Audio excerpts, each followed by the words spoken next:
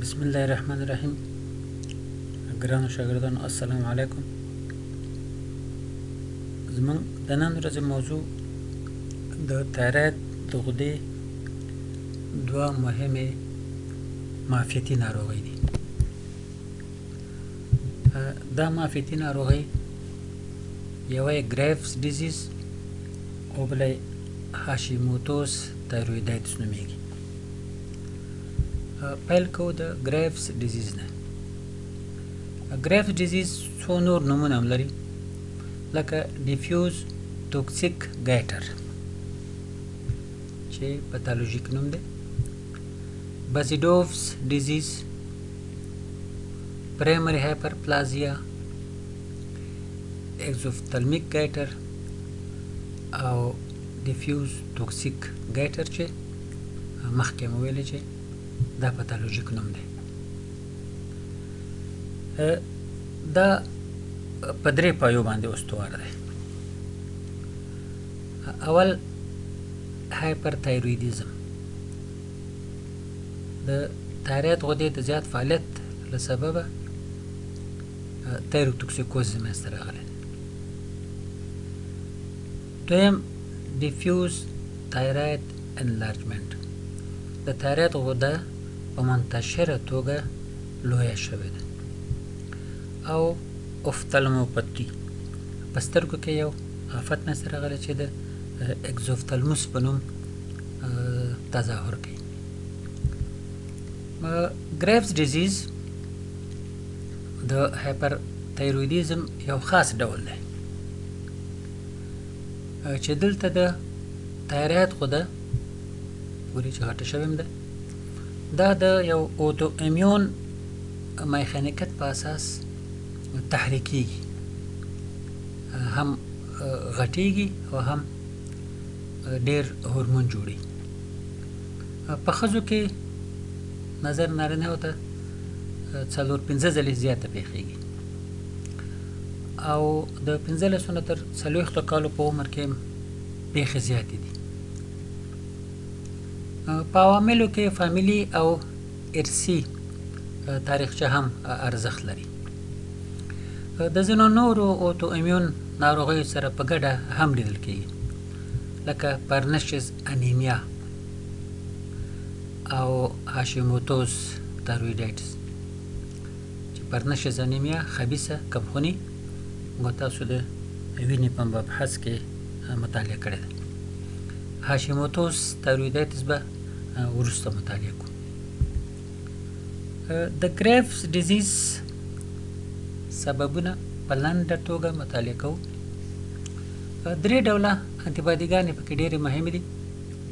یو تایروید سټیمولیټینګ امیون ګلوبولین، بلې تایروید ګروث سټیمولیټینګ امیون ګلوبولین او درېمې TSH بینډینګ انهبیټر امیون ګلوبولینز. دا لومړنۍ انټيبادي دا د TSH ریسپټورونو په مقابل کې یو IgG انټيبادي ده چې د غدې د تحریک سبب کیږي. غده تحریکي چې تایروکسین جوړ کړي. په دغه شکل کې تاسو وګورئ چې همدغه انټيبادي ښودل شوې ده. دا نارمل حالت ده. دا د تایرايد حجره ده، په دې سره ریسپټور TSH ریسپټور او د پیټویټری ګلانډ نه TSH افرازیږي چې بیا دا د دې ریسپټور سره یوځای کېږي او د هورمون جوړېدل تنبیه کوي. دلته وګورئ هورمون جوړ شوی.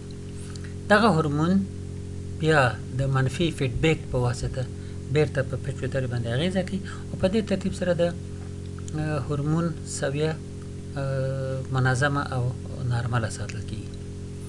خو دا انټيبادي چې موږ تاسو ذکر کړه دا د TSH ریسپټورونو سره یوځای کېږي او د ریسپټورونو د تنبیه سبب کېږي. د دې ریسپټورونو د تنبیه له سببه د هورمون سویه ډېر لوړېږي. نو هغه نیګیټیو فیډبیک دلته کار نه کوي. یعنې که نیګیټیو فیډبیک موجود هم وي که ټي اس اچ کم هم شي خو چون انټيبادي محرک تاثیر لري نو د تایراید هورمونونه ډېر افرازېږي. دویم انټيبادي د فولیکولو حجرو د تکثر سبب کیږي. یعنی اول انټيبادي د هورمون زیات جوړېدل تحریکوي. دویم انټيبادي د حجراتو تکثر منځته راولي چې د غدې د غټېدو سبب کیږي. او دریم انټيبادي ټي اس اچ نه پرېږدي چې د خپلو رسپټورونو سره یوځای شي. ویل کېږي چې د انټيبادي سویه د ناروغۍ په شدت پورې اړه نه لري. آی جي جي انټيبادي له پلاسنتا نه تېرېږي. دا مهمه خبره ده. کله چې یو حامله مور دا انټيبادي ولري نو دا خپل ماشوم ته نقلولی شي چې په نتیجه کې نیونیټل هایپر تایرویډیزم منځته راځي. څرنګه چې دا انټيبادي ماشوم ته د مور د دوران نه تېره شوې ده نو په مرور د زمان سره د وخت په تېرېدلو سره دا انټيبادي په ماشوم کې له منځه ځي او ماشوم د دې ناروغۍ نه په خپله رغېږي. د ګریوز ناروغۍ پاتالوژي د مایکروسکوپي او ماکروسکوپي له نظره په ماکروسکوپیک لحاظ غده په متناظر ډول او منتشره لویه شوې وي. دا ډېره مهمه خبره ده چې منتشره لویه شوې ده غده. او دویمه خبره پکې چې واسکولریټي زیاته شوې، شدیداً واسکولر وي، رګونه پکې زخ ډېر شوي وي. د مایکروسکوپي له نظره د فولیکولونو د حجرو هایپرپلازیا موجوده وي، د فولیکولونو د حجرو هایپرتروفي موجوده وي، کولوید مواد چې د فولیکول په منځ کې دي هغه راکم شوي وي، او په ستروما کې لمفوسیتونه او رګونه هم زیات شوي. په دې شکل کې تاسو وګورئ دا پاس یو نارمل تایراید راښیي چې دغه آبي رنګه کولوید دی پکې، دغه فولیکل دی، دا ګرد ګرد فولیکلي حجرې دي، دا ګرد چاپېر دی نه مکعبي فولیکلي حجرې، او د دوی ترمنځ ستروما ده. دا د دې ترمنځ ستروما. دغه شکل د ګریوز ډیزیز د ګریوز ناروغۍ. اوتو انټيبادي چې د ګریوز په ناروغۍ کې منځته راغلي دي دا د غدې دغه مایکروسکوپیک شکل سبب شوي دي. دلته وګورئ چې کولوید مقدار راکم شوی. په دې ځای کې کولوید ډېر و، دلته کولوید یعنې جوف راتنګ شوی. فولیکولي حجرې یو د بل سره ډېر نږدې پیک شوي دي او کیوبویدل اپیتیلیم په کالومنر اپیتیلیم بدل شوی. او ګرد چاپېر تاسو په ستروما کې دغه تور لمفوسیتونه هم ګورئ، یعنې منتشر لمفوسیتونه هم پکې لیدل کېږي. دغه هم مایکروسکوپیک شکل دی چې هماغه خبرې دلته ګورئ چې کولوید پکې راکم شوی، اپیتیل حجرې هایپرپلازیا کړې، داسې هایپرپلازیا کړې چې حتی دننه خواته هم ننوتې دي، داسې فولډونه یې جوړ کړي دي. دا وګورئ پاپیلاګانې جوړ کړي. د کلینیک له نظره ګریوز ډیزیز یو منتشر ګایټر ده، جاغور ده، ټوله غده غټه ده. مریض عموما یوه ځوانه ښځه ده. د تایروکسین د زیاتوالي اعراض او علایم لري، تایروتوکسیکوزز لري. د تایراید د پاسه یو مرمر په شانتي یو اواز اورېدل کېږي په ستاسکوپ باندې چې هماغه د رګونو د زیاتوالي له سببه دی. افتالموپتي چې اګزوفتالموس سترګې راوتلې دا پکې لیدل کېږي. وروسته په شکل کې تاسو ته ښیم، واضح دې شکل کې هم لیدل کېږي، خو په وروستني شکلو کې هم درته ښیم. او مهم شی پکې ډرموپتي ده. ډرموپتي د پری ټیبیل مکس ایدیما په شکل. دا تاسو د مکس ایدیما د ناروغۍ سره اشتباه نه کوي. دا پری ټیبیل مکس ایدیما ده چې یوازې په ګریوز ناروغۍ کې لیدل کېږي، په 6% ناروغانو کې لیدل کېږي. دا ګورې د کلینیک نه نظر منتشر ګیټر دی. د تایروکسین د زیاتوالي له سببه چون میتابولیزم زیاتېږي، مریض خوله کوي، اریتمیاګانې او تکیکاردیا په زړه کې چون میتابولیزم زیات دی دا پیدا کېږي. په هضمي سیستم کې د زړه بدوالیو د اسهالاتو سبب کېږي. په زنانه کې د اولیګومینوریا او په عضلاتو کې د کمزورۍ، لاسونو کې د تریمور د رېږدېدلو سبب کېږي، او سردردي، د وزن کموالی، اشتها زیاته وي عموما خو وزن پکې کمیږي ځکه چې میتابولیزم زیات، عصبانیت، هیجانات او عدم ثبات انسټابیلیټي، ایموشنل انسټابیلیټي په مریض کې موجود دی. دا وګورئ د تایروید ډرموپټي ده چې پرې تیبیل مګزیډیما موږ تاسو ویل چې موجود دی، دوه طرفه ده، پړسوب ده، نان پیټنګ ده، زیړ نسواري رنګ ده، سوروالي ته مایل ده، او د موم په شان دي، پپولونه دي، نوډولونه دي، او د پلکونو په شکل، د داغونو په شکل وګورئ، د تیبیا په قدامي سطح کې لیدل کېږي. دا وګورئ، دا خاص په ګریفز ډیزیز کې، په کومه بله ناروغۍ کې دا تر اوسه نه دی لیدل شوي. د دې علت وایي چې د ډرمس د طبقې د هیالورونیک اسید د سویې زیاتوالی دی. په ډرم کې چې د کنیکټیو ټیشو نه جوړ شوی، دا هیالورونیک اسید پکې زیات لیدل کېږي. تداوی ستروید چې البته په داخله کې به تاسو ته مفصل وایي.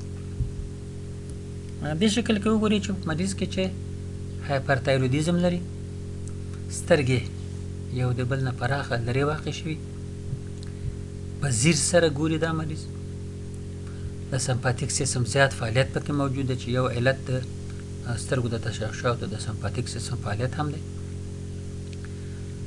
سترګې راوتلې دي، اګزوفتالموس ده، ځکه چې د سترګو شاته چې کوم سست منظم نش ده هغه راټول شوی او زیات شوی ده، او سترګې مخې خواته ټیل وهلې ده. دا هماغه خلاصه ده د ګریفز ناروغۍ چې په مریض کې اګزوفتالموس راوتلې سترګې ډېرې مشخصې دي، او ډیفیوز ګیټر، منتشر ګیټر، ګورئ منتشر توګه سره جاغور لیدل کېږي. دغه ګلابي رنګه نارمل تایروید ده، او دغه آبي رنګه چې ورسره زیات شوی نو غټ شوی ده. راځو دویمه ناروغۍ ته چې هاشیموتوس تایرویډایټس ده، چې کرونیک لمفوسیټیک تایرویډایټس یا اوتو ایمیون تایرویډایټس هم بلل کېږي. هاشیموتوس تایرویډایټس کې هم په پیل کې غده غټېږي، التهابي وي. دا هم اوتو ایمیون ناروغي ده. اول غده التهابي، مزمن التهاب، د مزمن التهاب سره تخریب، نسجي تخریب ملګری ده، او دا نسجي تخریب بیا ترمیمیږي، ترمیمې د فیبروزس په وسیله کېږي. څومره چې غده تخریبېږي هماغومره هایپوتایرویډیزم خواته ځي. بالاخره په پای کې مریض هایپوتایرویډیزم ته ځي. کېدای شي په شروع کې یو په ابتدایي توګه د تایروکسین ازادېدل د غدې نه زیات شي، خو په اخره کې هایپوتایرویډیزم. په دې ناروغۍ کې د تایروګلوبیولین او د ټي اس اچ د اخیزو په مقابل کې انټي باډي منځته راځي. دا دواړه انټي باډیګان غده په پرمختلونکې توګه تخریبوي. یعنې کله چې دا ناروغي منځته راغله نو بیا نن نه سبا، سبا نه بله ورځ همداسې ورو ورو د غدې د تخریب سبب کېږي. هاشیموتوس تایرویدایتس د پرایمري هایپوتایرویډیزم د ډیرو زیاتو پیښو مسؤلیت په غاړه لري او دا هم د منځني عمر په ښځو کې نسبت نارینه‌و ته 10 ځله زیاته لیدل کېږي. د دې ناروغۍ ایتیوپاتوجینیزس په دې ډول ده چې اول ټي سیل میډیټډ سایتوتوکسیک هایپرسنسټیویټي پکې رول لري، ډیر مهم رول پکې لري چې په بل سلاید کې تاسو ته ښایم. دویم هومورال هایپرسنسټیویټي پکې هم منځته راځي، خو ویل کېږي چې د ناروغۍ شدت د انټيبادیګانو په سبب پورې اړه نه لري او د غدو په تخریب کې هم دومره زیات د دوی رول معلوم نه دی، خو بیا هم رول لري، مګر د تشخیص له نظره د انټيبادیګان ډیر مهم ارزښت لري. وګوره د تایراید غده او ګر چاپیرته نه انټيبادیګان دي. دا انټيبادیګان انټي تایروګلوبولین انټيبادي، انټي مایکروزومل انټيبادي، انټي کولوئید انټيبادي او انټي ټي اس ایچ ریسپټور انټيبادیګان دي. د هاشیموتوس تایرویدایتس پاتوجینیزس متاسو ویلې چې وګورئ دغه 15 دانې حجرې د تایراید اپیتیلیم حجرې دي. کله چې ټي سیل سنسټایزیشن ټو تایراید انټیجن دا منځته شي، یعنې ټي سیل د تایراید انټیجنونو په مقابل کې حساس شي، نو هیلپر سیل تاسو وګورئ هیلپر سیل CD4 حجرې CD4 حجرو باندې اغیزه کوي، انټرفیرون ګاما د دې حجرو نه ازادېږي، نور جزئیاتو پسې نه ګرځو. انټرفیرون ګاما د ماکروفاجونو د فعالیدو سبب کېږي، ماکروفاجونه هماغه حجرو باندې حمله کوي او دغه تایروسایت تخریبوي، تایروسایت د زیان سبب کېږي. له بلې خوا نه CD8 سایتوتوکسیک حجرې فعاله کېږي. سایتوتوکسیک CD8 حجرې چې فعاله شي دا هم موږ تاسو ته معلومه دي چې سیل میډیټډ امیونټي ده، ټي سیل میډیټډ سایتوتوکسیسیټي منځته راولي او د هماغه 15 وړ حجرو ورو تخریب منځته راولي. یو بل میخانیکت هم شته چې پلازما سیل تحریکېږي. پلازما سیل د تایراید په مقابل کې انټيبادي جوړوي، انټي تایراید انټيبادي جوړوي، دا د وای په شکل انټيبادي. دا انټيبادیګان راځي د تایراید د دې حجرو سره یوځای کېږي. د دې حجرو سره د تایراید د انټيبادیګانو یوځای کېدل د دې سبب کېږي چې نیچرل کلر سیل د دې حجرو خواته جذب شي او نیچرل کلر سیل په دې حجرو باندې حمله کوي او د دې حجرو د تخریب سبب کېږي چې دې حادثې ته انټيبادي ډیپندنت سیل میډیټډ سایتوتوکسیسیټي وایي. یعنې دغه سایتوتوکسیسیټي هم سیل میډیټډ ده خو انټيبادي پورې اړه لري، که انټيبادي نه وای نو د نیچرل کلر سیل په واسطه نه تخریبېدلی. خو دلته چې ټي سیل میډیټډ سایتوتوکسیسیټي ده، مستقیمه سایتوتوکسیسیټي د CD8 حجرو په واسطه ده چې انټيبادي پکې رول نه لري.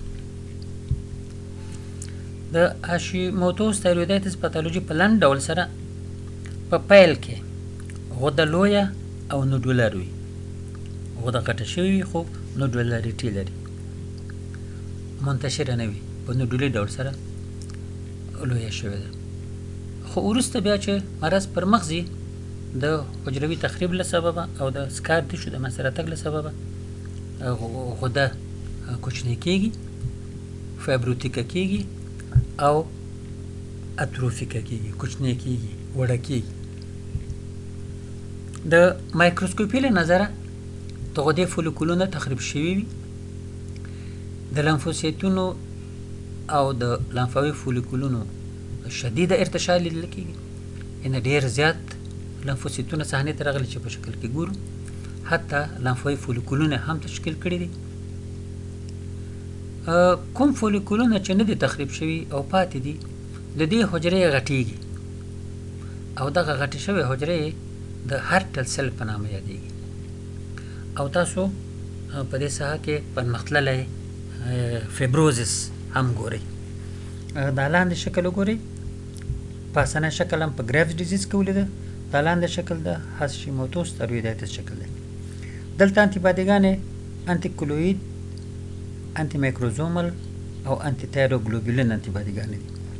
په مایکروسکوپیکه معاینه کې وګورئ چې لمفوسیتونه دا تور تور ټکي لمفوسیتونه زیات شوي او پلازما سیل زیات شوي دي، زخم ډېر دي په ستروما کې. فولیکلونه ګورئ، فولیکلونه کم شوي دي او حجرې غټې شوي. د فولیکلونو شمېر کم شوی، حجرې بندې شوي، ځینې فولیکلونه تخریب شوي دي، ځینې فولیکلونه چې روغ پاتې دي په هغوی کې هرټل سیل لیدل کېږي. او په ستروما کې په دې منځ کې د فولیکلونو ترمنځ مسافه کې په دې کې فیبروز هم لیدل کېږي چې په اخره کې اوس خو فیبروز شته دی پکې ډېر دی اوس هم، خو په اخره کې دا فیبروز نور هم زیاتېږي او د خودې د فیبروتیک کېدو سبب کېږي. دا شکل هم وګورئ، د هاشیموتوس تایرویدایتس هیستولوژیکه منظره، دا ټولې لمفاوي حجرې دي، لمفاوي حجرې زښتې ډېره راغلي، حتی لمفاوي فولیکولونه تشکیل کړي. ګورئ لمفاوي فولیکولونه، دا لمفاوي فولیکل دی، دا لمفاوي فولیکل دی. دا لمفاوي فولیکل دی، فکروي چې دا لمفاوي فولیکل دی. دغه د تایراید د غدې فولیکل دی، خپل فولیکل دی. فولیکولونه کم شوي دي، واړه شوي دي، خو حجرې غټې شوي. همدغه هرټل سیل دی، دا هرټل سیل په نامه یادېږي. دا حجرې وایي چې سایتوپلازم اوکسیفیلیک دی، یعنې اکسیجن ته ډېر تمایل لري، او هسته یې غیر منظمه بې نظمه هسته لیدل کېږي. د لوبولونو ترمنځ سپټا هم پنډه شوې ده. ګورئ دا لوبیولر سپټا ده، د لوبولو ترمنځ سپټا هم فیبروزي ډبلوالی پیدا کړی دی، یعنې فیبروتیکه شوې ده او ډبله شوې ده. د هاشیموتوس تایرویدایتس کلینیک، د کلینیک نه نظره غده ورو ورو لویږي چې د نیوپلازم اشتباه پیدا کوي. ناروغ عموما یو تایراید ده یا خفیفا هایپو تایراید ده. موږ ویلي چې په پیل کې په ابتدا کې یو خفیف هایپر تایرویدیزم هم لیدل کېږي چې د غدې نه د ازادو شوو تایروکسینونو له سببه دي.